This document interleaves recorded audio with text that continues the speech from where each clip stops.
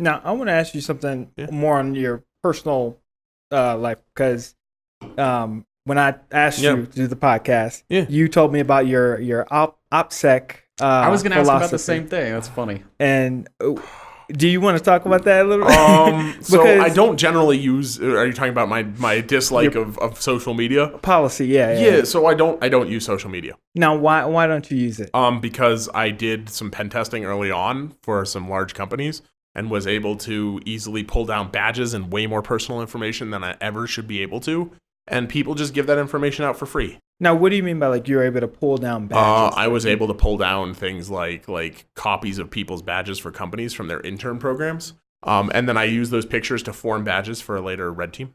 Wow. Okay. And stuff like that. And then personally on top of that, it's really, it's amazing how much personal information people are willing to give out for free. They like talking about themselves. Yeah, it's all that kind of stuff. It's like, you want to talk about all this stuff. It's like, there's not a lot of pictures out there.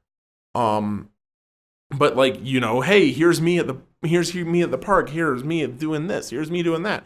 Eventually, people are really easily able to build, hey, this is what this person's about and all this stuff. You want to know, the easiest way to explain it is if you don't know what the product is, if you're not actively buying the product, you are the product. And so think about the Cambridge Analytica scandal that just happened with Facebook.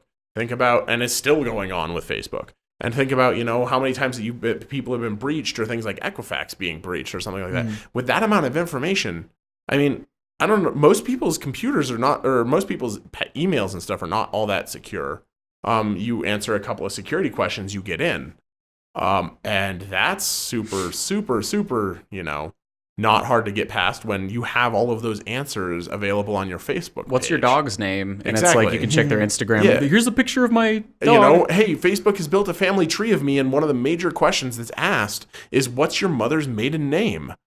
Okay, so now I can pull your mom's maiden name. I'll go check the county records of that area, and I've got your mom's maiden name because I've got this record. It's amazing, just the amount of information you can pull from legitimate sources, like a state, is actually really incredible. I went and all I had was the parcel number, and I was able to pull the tax records for a parcel of land up in another part of Colorado.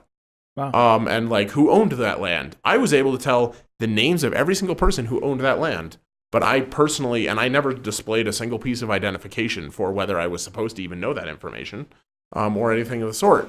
The Colorado voter registration is currently available online. If you Google enough, you can find it. Yep. And because there's a dude from New Hampshire, I think it is, who buys it every single year and posts it for free. Oh, wow. So your current address, as well as your political affiliation and everything else, is available online for anybody to go look up and spam you with.